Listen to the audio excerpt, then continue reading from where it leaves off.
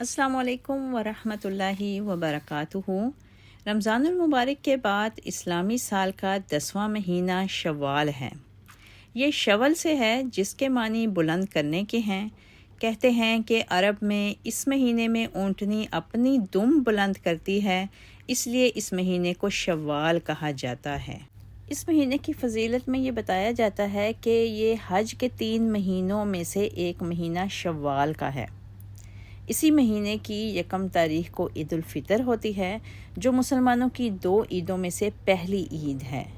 فطر کے معنی ہوتے ہیں روزہ چھوڑ دینا، چونکہ شوال کا چاند دیکھتے ہی رمضان المبارک کے روزے ختم ہو جاتے ہیں، اس لیے اسے عید الفطر کہا جاتا ہے، یعنی وہ عید جو رمضان کے روزوں کے خاتمے پر ہو۔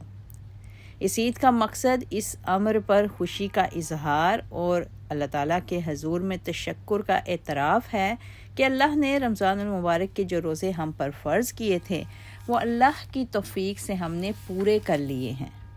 اس موقع پر مسلمان عیدگاہ یعنی کھلے میدان میں جمع ہو کر 2 گانا بھی ادا کرتے ہیں اور اللہ کی عظمت و کبریائی کا اعلان بھی کرتے ہیں۔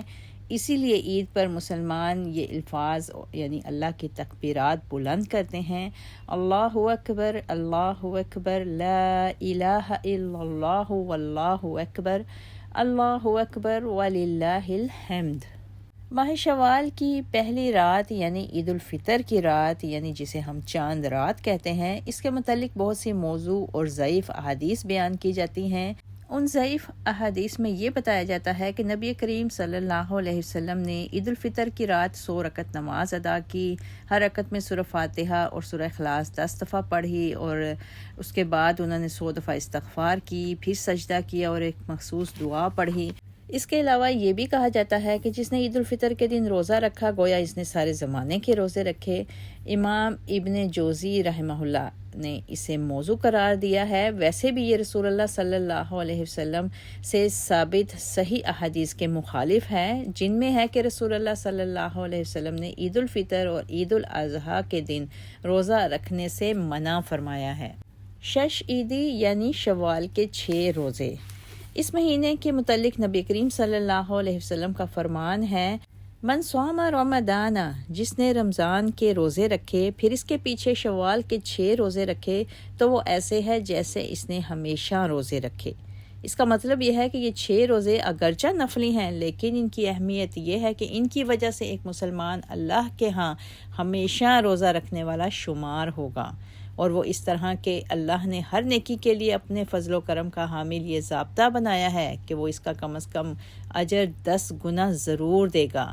زیادتی کی حد 700 گنا بلکہ اس سے بھی زیادہ ہو سکتی ہے۔ اللہ تعالیٰ کا ارشاد ہے: جو ایک نیکی کرے گا اسے 10 نیکیوں کے برابر اجر ملے گا۔ اس حساب سے رمضان المبارک کے 30 روزے 300 دن کے روزوں کے برابر اور شوال کے 6 روزے 60 دن کے روزوں کے برابر ہو گئے، اور قمری سال 360 دن کا ہوتا ہے۔ گویا وہ ایسے ہے جیسے اس نے سارا سال روزوں کے ساتھ گزارا۔ علاوہ ازیں رمضان المبارک کے روزوں اور اس کی راتوں کے قیام اور شب خیزی کے بعد شوال میں نفلی روزوں کا اہتمام اس بات کی علامت ہے کہ اس کے رمضان کے روزے اور اس کی عبادت اللہ کے ہاں شرف قبولیت سے نواز دی گئی ہے، کیونکہ نیکی کے بعد نیکی کی توفیق مل جانا عند اللہ پہلی نیکی کی قبولیت کی دلیل ہے۔ جیسے کسی نیکی کے بعد گناہ کا ارتکاب اس بات کی علامت ہے کہ اس کی نیکی کسی وجہ سے مردود ہو گئی ہے۔ اس معیار سے جب ہم اپنی رمضان المبارک کی عبادتوں اور روزوں کا جائزہ لیں تو نہایت المناک صورتحال سامنے آتی ہے کہ روزے داروں میں سے اکثر لوگ رمضان المبارک کے ختم ہوتے ہی نمازوں وغیرہ سے تعلق توڑ لیتے ہیں اور نہایت دیدہ دلیری سے معصیت آلودہ زندگی کی طرف لوٹ جاتے ہیں۔ یہی وجہ ہے کہ رمضان المبارک کے ختم ہوتے ہی مسجدوں کی وہ رونق بھی کم ہو جاتی ہے جو رمضان میں دیگر ایام کے مقابلے میں کچھ زیادہ ظاہر ہوتی ہے۔ ظاہری بات ہے کہ اکثریت کا یہ طرز عمل نہایت غلط اور رمضان المبارک کے سارے اچھے اثرات کو زائل کر دینے والا ہے۔ اسی وجہ سے ہم دیکھتے ہیں کہ رمضان المبارک کے روزے اور اس مہینے کی عبادات سے ہمارے اخلاق و کردار کی اصلاح ہوتی ہے، نہ ہمارے معمولات زندگی میں کوئی تغیر واقع ہوتا ہے۔ جو جس ڈگر پر چل رہا ہوتا ہے وہ بدستور اسی پر قائم رہتا ہے اور اصلاح احوال اور تبدیلی کی کوئی ضرورت ہی محسوس نہیں کرتا۔ اس کی بنیادی وجہ ہماری یہ سوچ اور طرز عمل ہی ہے کہ رمضان المبارک کے ختم ہوتے ہی ہم دوبارہ بلا تعامل اللہ کی نافرمانی کا راستہ اختیار کر لیتے ہیں، اور بعض تو روزے کی حالت میں بھی روزے کے منافق تمام کام کرتے رہتے ہیں۔ یوں رمضان کے روزے ان کے اوپر سے ایسے گزر جاتے ہیں جیسے چکنے گھڑے کے اوپر سے پانی گزر جاتا ہے، اس پر پانی کا ایک قطرہ بھی نہیں ٹھہرتا۔ بنابراین رمضان المبارک کے بعد نفلی روزوں کا اہتمام اس بات کی یاد دہانی کراتا ہے کہ رمضان کے فرضی روزوں اور اس کی راتوں کے قیام کے ذریعے سے اللہ تعالیٰ سے جو رابطہ اور تعلق استوار ہوا ہے، اسے نہ صرف قائم رکھا جائے بلکہ اسے روز افزوں کیا جائے، اور جو شخص شعوری طور پر اس کی کوشش کرتا ہے، اللہ تعالیٰ یقیناً اس کی مدد کرتا اور اسے ایمان اور روحانیت کے اعلیٰ درجات پر فائز فرما دیتا ہے۔ اس لیے ہر مسلمان کو رمضان المبارک کے بعد صرف یہ 6 روزے ہی نہیں رکھنے چاہیے، بلکہ اس روح اور جذبے کو برقرار رکھنے کی پوری کوشش کرنی چاہیے جو اس میں کار فرما ہے، تاکہ وہ ادخلوا فی السلم کافہ کا عملی نمونہ بن جائے۔ ماہ شوال میں کرنے والے مسنون اعمال: یکم شوال کو باہر کھلے میدان میں نماز عید الفطر ادا کرنا، نماز عید کے لیے نکلنے سے پہلے فطرانہ ادا کرنا، عید کے لیے غسل کرنا، نیا یا دھلا ہوا لباس پہننا، خوشبو کا اہتمام کرنا، امام کے مصلی پر آنے تک تکبیرات پڑھنا، عید کے موقع پر مسلمان بھائی کو ملتے ہوئے تقبل اللہ منا و منکم کہنا، اور پورے مہینے میں 6 روزے رکھنا، یہ وہ تمام مسنون اعمال ہیں جو سنت نبوی صلی اللہ علیہ وسلم سے ثابت ہیں۔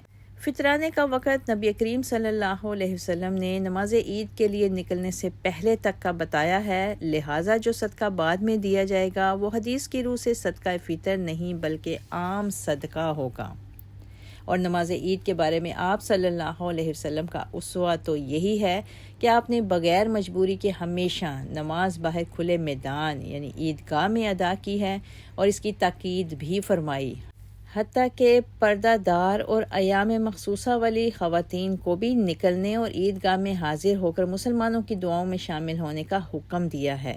اب جو مسجد میں عید پڑھنے کو معمول بنا لیتا ہے تو یہ سنت کے خلاف عمل ہے جو کہ بدعت کے زمرے میں آتا ہے۔ اللہ تعالیٰ ہمیں سنت پر عمل کی توفیق عطا فرمائے۔ شوال کے 6 روزے رکھنے کے بعد پھر سے عید منانا یہ بھی ہماری غلط سوچ ہے، کیونکہ کسی بھی حدیث میں اس کا ذکر نہیں ملتا، لہٰذا جو عمل نبی کریم صلی اللہ علیہ وسلم، صحابہ اکرام اور تابعین سے ثابت ہی نہیں، وہ کیوں کر صحیح ہو سکتا ہے؟ اللہ تعالیٰ ہمیں کامل دین پر عمل کرنے کی توفیق عطا فرمائے، آمین۔ وما علینا الا البلاغ۔